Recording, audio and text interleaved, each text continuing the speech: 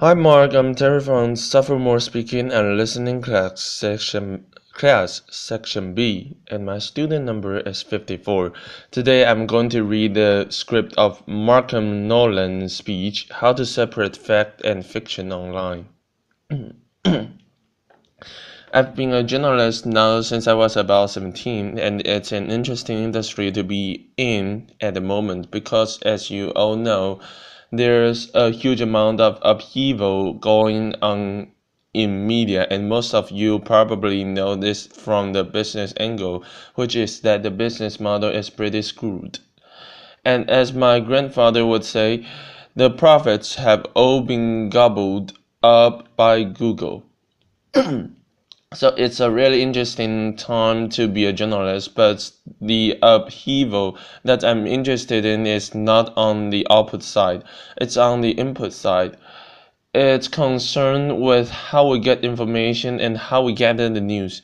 And that's changed because we've had a huge shift in the balance of power from the news organizations to the audience. And the audience for such a long time was in a position where they didn't have any way of affecting news or making any change. They couldn't really connect, and that's changed irrevocably. Irrevocably. My first connection with the news media was in 1984. The BBC had a one-day strike. I wasn't happy. I was angry. I couldn't see my cartoons. So I wrote a letter, and it's a very effective way of ending your hate mail. Love, Markham, aged 4. Still works. I'm not sure if I had any impact on the one-day strike, but what I do know is that it took them 3 weeks to get back to me, and that was the wrong journey. It took that long for anyone to have any impact and get some feedback, and that's changed now because as journalists we interact in real time. We're not in a position where the audience is reacting to news. We're reacting to the audience and we're actually relying on them. They're helping us find the news. They're helping us figure out what is the best angle to take and what is the stuff that they want to hear. So it's a real-time thing. It's much quicker. It's happening on a constant basis, and the journalist is always playing catch-up. To give an example of how we rely on the audience, on the 5th of September in Costa Rica, an earthquake hit. It was 7.6 magnitude. It was fairly big, and 60 seconds is the amount of time it took for it to travel 250 kilometers to Managua. So the ground shook in Managua 60 seconds after it hit the epicenter. 30 seconds later, the first message went on to Twitter, and this was someone saying temblor, which means earthquake. So 60 seconds was how long it took for the physical earthquake to travel.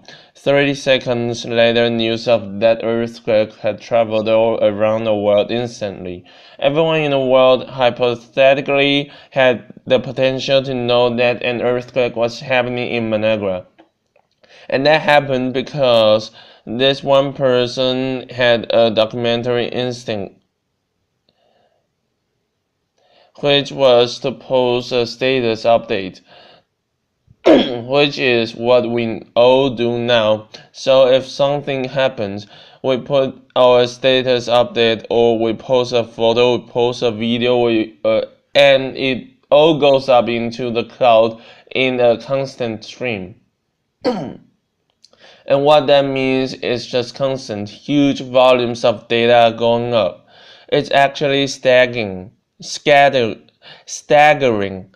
When you look at the numbers, every minute there are 72 more hours of video on YouTube. So that's every second more than an hour of video gets uploaded. And in photos, Instagram, 58 photos are uploaded to Instagram a second. More than 3,500 photos go up onto Facebook.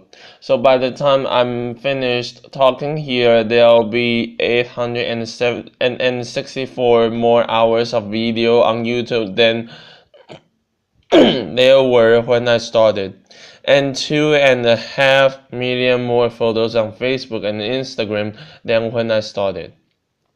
So it's an interesting position to be in as a journalist, because we should have access to everything. Any event that happens anywhere in the world, I should be able to know about it pretty much instantaneously as it happens, for free. And that goes for every single person in this room. The only problem is when you have that much information, you have to find the good stuff. And that can be incredibly difficult when you are dealing with those volumes. And nowhere was this brought home more than during Hurricane Sandy. So what you had in Hurricane Sandy was a superstorm, the likes of which we hadn't seen for a long time, hitting the iPhone capital of the universe, laughter. And you got volumes of media like we'd never seen before. And that means that journalists had to deal with fakes, so we had to deal with old photos that were being reposted. We had to deal with composite images that were merging photos from previous storms. We had to deal with images from films like The Day After Tomorrow, laughter. And we had to deal with images that were so realistic it was nearly difficult to tell if they were real at all, laughter. But joking aside, there were images like this one from Instagram which was subjected to a grilling by journalists. They weren't really sure it was filtered in Instagram. The lighting was questioned. Everything was questioned about it, and it turned out to be true. It was from Avenue C in downtown Manhattan, which was flooded. And the reason that they could tell that it was real was because they could get to the source, and in this case, these guys were New York food bloggers. They were well respected, they were known, so this one wasn't a debunk.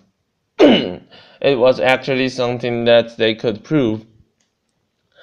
And that was the job of the journalist. It was filtering all this stuff, and you were, instead of going and finding the information and bringing it back to the reader, you were holding back the stuff that was potentially damaging. And finding the source becomes more and more important. Finding a good source, and Twitter is where most journalists now go. It's like the de facto real-time newswire, if you know how to use it, because there is so much on Twitter. And a good example of how useful it can be, but also how difficult, was the Egyptian revolution in 2011. As a non-Arabic speaker, as someone who was looking from the outside from Dublin, Twitter list of good sources, people we could establish were credible, were really important.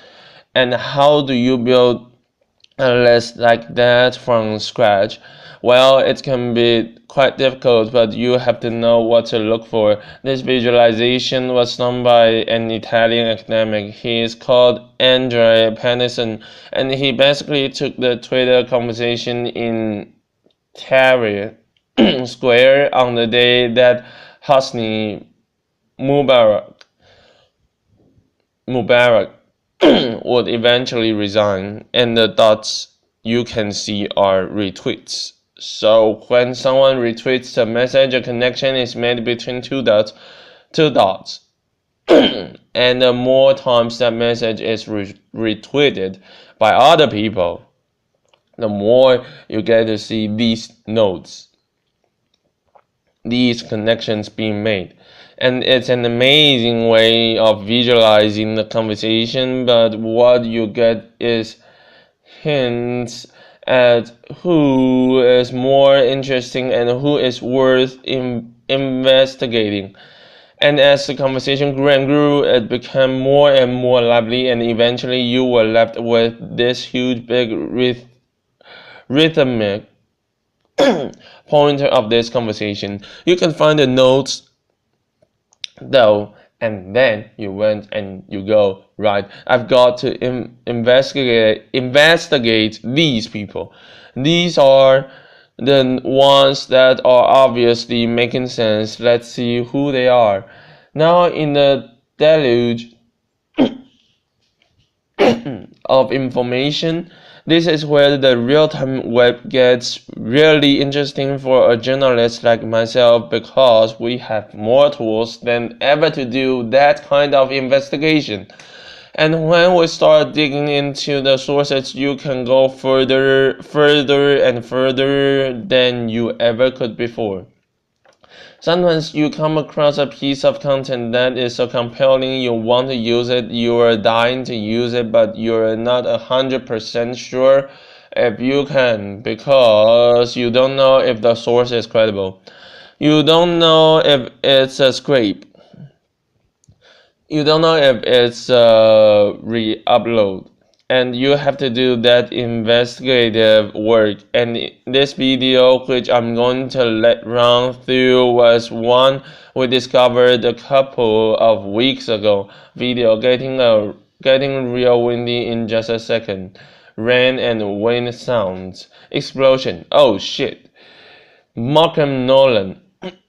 Okay, so now if you're a news producer, this is something you'd love to run with, because obviously this is gold. You know, this is a fantastic reaction from someone very genuine video that they've shot in their back garden. But how do you find if this person, if it's true, if it's faked, or if it's something that's old and that's been reposted? So we set about going to work on this video, and the only thing that we had to go on was the username on the YouTube account. There was only one video posted to that account, and the username was Rita Creel. And we didn't know if Rita existed or if it was a fake name, but we started looking, and we used free internet tools to do so. The first one was called Spokio, which allowed us to look for Rita Quills. So we looked all over the US. We found them in New York. We found them in Pennsylvania, Nevada, and Florida. So we went and we looked for a second free internet tool called Wolfram Alpha, and we checked the weather reports for the day in which this video had been uploaded. And when we went through all those various cities, we found that in Florida there were thunderstorms and rain on the day. So we went to the white pages and we looked through the Rita Quills in a phone book, and we looked through a couple of different addresses, and that took us to Google Maps, where we found a house. And we found a house with a swimming pool that looked remarkably like Rita's. So we went back to the video and we had to look for clues that we could cross-reference. So if you look in the video, there's the big umbrella, there's a white lilo in the pool, there are some unusually rounded edges in the swimming pool, and there's two trees in the background. And we went back to Google Maps and we looked a little bit closer, and sure enough, there's the white lilo, there are the two trees, there's the umbrella. It's actually folded in this photo. Little bit of trickery. And there are the rounded edges on the swimming pool, so we were able to call Rita, clear the video, make sure that it had been shot, And then our clients were delighted because they were able to run it without being worried. Sometimes the search for truth, though, is a little bit less flippant, and it has much greater consequences. Syria has been really interesting for us because obviously a lot of the time you're trying to debunk stuff that can be potentially war crime evidence. So this is where YouTube actually becomes the most important repository of information about what's going on in the world. So this video, I'm not going to show you the whole thing because it's quite gruesome, but you'll hear some of the sounds. This is from Hama video shouting, and what this video shows when you watch the whole thing through is bloody bodies being taken out of a pickup truck and thrown off a bridge. The allegations were that these guys were Muslim Brotherhood, and they were throwing Syrian army officers' bodies off the bridge, and they were cursing and using blasphemous language, and there were lots of counterclaims about who they were and whether or not they were what the video said it was. So we talked to some sources in Hama who we had been back and forth with on Twitter, and we asked them about this, and the bridge was interesting to us because it was something we could identify. 3 different sources said 3 different things about the bridge. They said 1.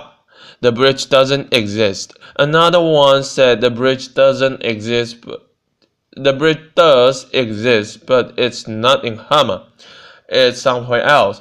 And the third one said, I think the bridge does exist, but the dam upstream of the bridge was closed, so the river should actually have been dry.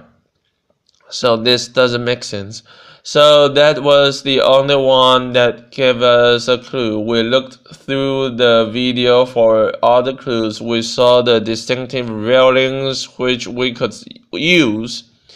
We looked at the curves. The curves were throwing shadows south, so we could tell the bridge was running east-west across the river. It had black and white curves. As we looked at the river itself, you could see there's a concrete stone on the west side. There's a cloud of blood. That's blood in the river, so the river is flowing south to north. That's what that tells me. And also, as you look away from the bridge, there's a divot on the left-hand side of the bank, and the river narrows. So onto Google Maps we go, and we start looking through literally every single bridge. We go to the dam that we talked about. We start just literally going through every time that road crosses the river, crossing off the bridges that don't match. We're looking for one that crosses east-west.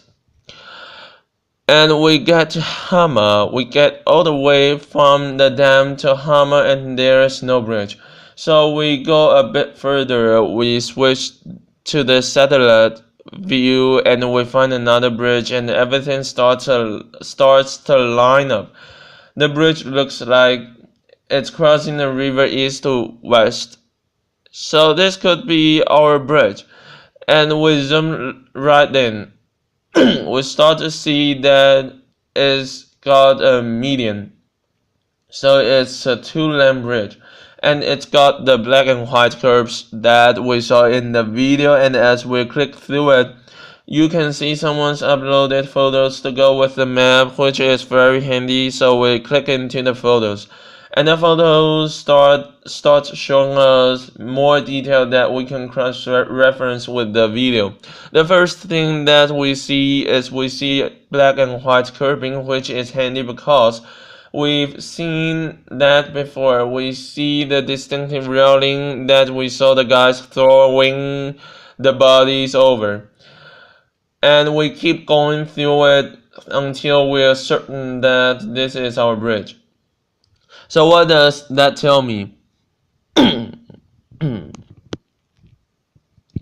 I've got to go back now to my three sources and look at what they told me. The one who said the bridge didn't exist, the one who said the bridge wasn't in Hama, and the one guy who said yes, the bridge does exist, but I'm not sure about the water levels. Number three is looking like the most truthful all of a sudden, and we've been able to find that out using some free internet tools sitting in a cubicle in an office in Dublin in the space of 20 minutes.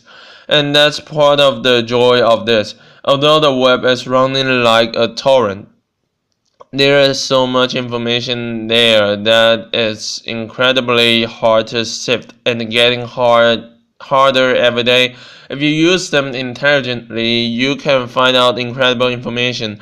Given a couple of clues, I could probably find out a lot of things about most of you in the audience that you might not like me finding out.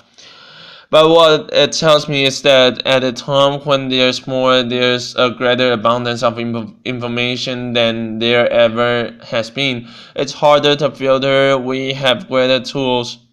We have free internet tools that allow us help us do this kind of investigation. We have algorithms that are smarter than ever before and computers that are quicker than ever before. But here's the thing.